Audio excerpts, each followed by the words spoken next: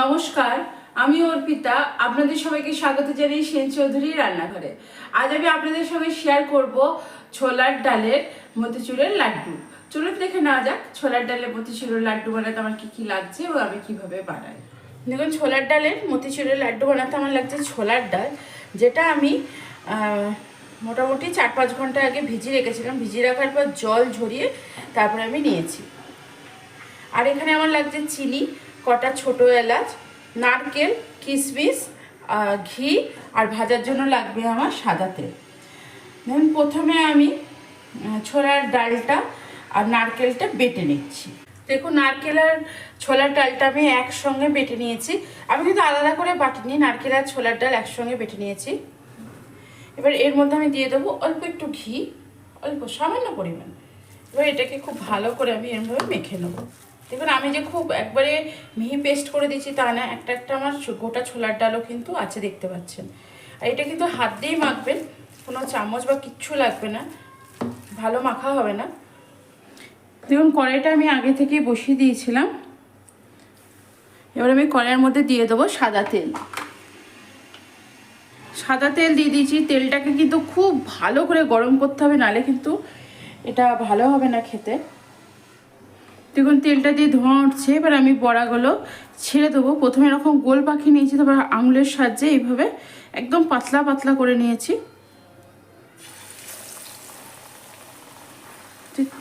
ছোট ছোট ছোট ছোট করে এবার ওটা বড় হয়ে গেছে, বাকিগুলো দেখুন আমি ছোট ছোট করে ভেজে নিচ্ছি। পাতলা করে নেবেন, যখনই ভাজবেন এইভাবে তুলে এইভাবে আঙুল দিয়ে চেপে বসিয়ে এমনি করে ভেজে নেবেন। যেমন করে তেলের মধ্যে আমরা চপ ছাড়ি, ঠিক ওইভাবেই এইভাবে চেপে বুড়ো আঙুল দিয়ে এইভাবে এই ফেলে দেবেন, তাহলেই হয়ে যাবে।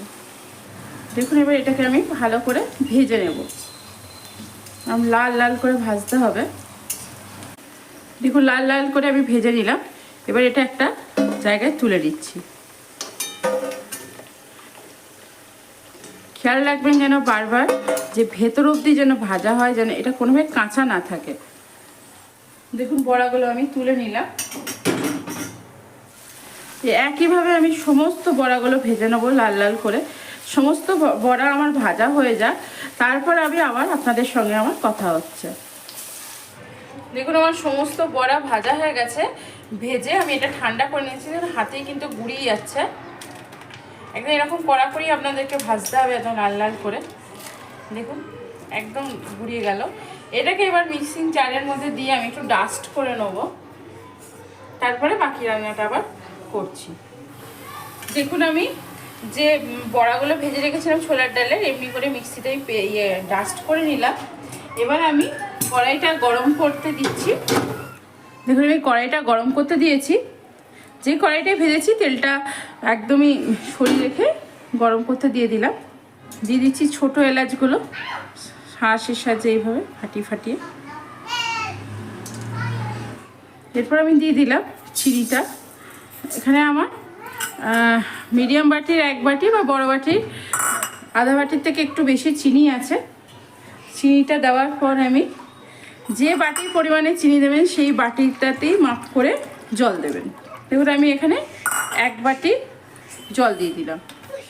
দেখুন, চিনির রসটা আমার ফুটে উঠেছে। এই সময় আমি দিয়ে দিলাম ঘি।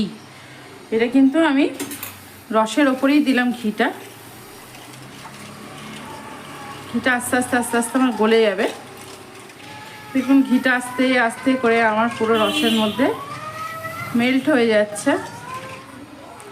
ঘিটা মেল্ট হওয়াতে রসের কালারটাও কিন্তু একটু চেঞ্জ হয়ে গেল। ওপরে বেশ সুন্দর একটা তেল তেল ভাব এসছে, মানে ঘিয়ের যেটা থাকে অয়েলিটা। চিনিটা গলে গেছে। এবার রসটাকে একটু আমি ফুটতে দেবো। দেখুন, রসটা ভীষণ সুন্দরভাবে ফুটে উঠছে। এই সময় আমি ছোলার ডালের যে বড়ার গুঁড়োটা ছিল সেটা আস্তে আস্তে করে রসে আমি মিশিয়ে দিচ্ছি। রসে মিশিয়ে দেওয়ার পর এটাকে এবার পাক দিতে হবে। আর এইটা কিন্তু একদম কড়া করে কিন্তু বড়াটাকে ভাজতে হবে, বারবার বলছি। একদম মানে ওই বিস্কিট যেমন হয় একদম মুড়মুড়ে হয় সেরকম করে ভাজতে হবে।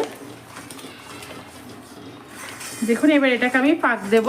আপনারা চাইলে কিন্তু এখানে ফুড কালার ইউজ করতে পারেন, কিন্তু আমি ইউজ করব না ফুড কালার, কারণ আমার খুব একটা পছন্দ নয় ফুড কালারটা। কখনো কখনো ইউজ করি, অবশ্যই করি। দেখুন এবার এটাকে পাক দিতে হবে এইভাবে। আর যেহেতু লাড্ডু একটু ঘিয়ের পরিমাণ বেশি লাগে, দেখুন আমি তখন রসেও ঘি দিয়েছি, আবারও আমি বেশ অনেকটা পরিমাণ ঘি দিলাম। লাড্ডুতে কিন্তু ঘি একদম দরাজ হস্তে দিতে হবে ঘিটা, এইভাবে সমানে নাড়তে হবে। একটু নেড়ে নেড়ে একটা মন্ডের মতো তৈরি হয়, খুব সুন্দর এটা গন্ধ আসছে। এলাচটা কিন্তু আপনারা চাইলে ডালের সঙ্গে বেটেও দিতে পারেন, আমি কিন্তু ডালের সঙ্গে বেটে না দিয়ে রসে দিয়েছি, আবার আমার মতো আপনারা রসেও দিতে পারেন। এবার কিন্তু এটা আস্তে আস্তে ভারী হয়ে আসছে, কারণ একটু নাড়তে অসুবিধাই হচ্ছে, মানে পাকটা প্রায় হয়ে আসছে। আমার কালারটা একটু ব্রাউনিশ এসছে, ফুড কালার দিলে একদম রেড আসতো, কিন্তু আমি ফুড কালার যেহেতু ইউজ করিনি, একদম ন্যাচারাল কালারটাই এসছে আমার। দেখুন একদম মন্ড পাকিয়ে যাচ্ছে। এটা করতে এমন কিছুই সময় লাগে না। দেখুন ছোলার ডালের যে লাড্ডু বানানোর জন্য আমি বানিয়েছিলাম সেটা আমার রেডি হয়ে গেল। এবার গ্যাসের ফ্লেমটা অফ করে দিলাম। অফ করে দেওয়ার পর এটাকে আমি গরম কড়াইয়ে খানিকক্ষণ এইভাবে দিয়ে দেবো।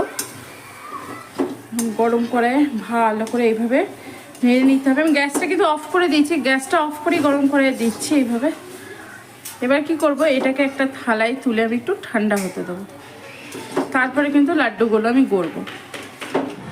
দেখুন এইভাবে আমি থালাতে তুলে নিলাম, ঠান্ডা হতে দেবো, তারপর আস্তে আস্তে আস্তে লাড্ডুগুলো গড়তো। দেখুন এটা আমার ঠান্ডা হয়ে গেছে। এবার এটা আমি লাড্ডুর শেপে করে নেবো। প্রথমে আমি হাতে ঘি লাগিয়ে নিলাম, এইভাবে নিয়ে হাত দিয়ে চেপে এইভাবে পুরো মাঝখানটা এরকম করে দিয়ে মাঝখানে আমি কিশমিশ দিয়ে দেবো, একটা করে কিশমিশ দিয়ে এটাকে চেপে নেব।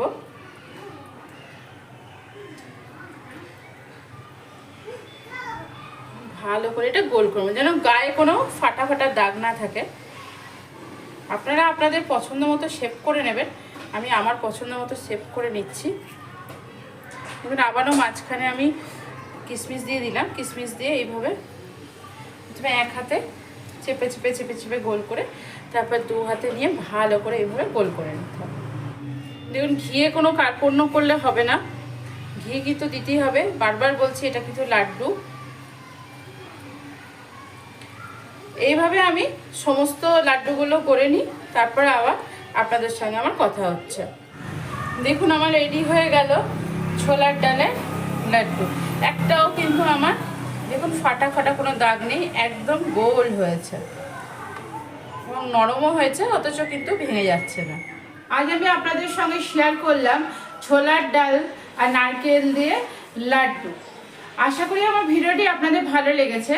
যদি আমার ভিডিওটি ভালো লেগে থাকে অবশ্যই লাইক শেয়ার কমেন্টস করতে ভুলবেন না। চ্যানেলটিকে অবশ্যই সাবস্ক্রাইব করবেন, চ্যানেলটিকে সাবস্ক্রাইব করে আমার পাশে থাকবেন। আজ এখানেই, ভালো থাকবেন, সুস্থ থাকবেন, আনন্দ থাকবেন, অনেক অনেক সুখে থাকবেন।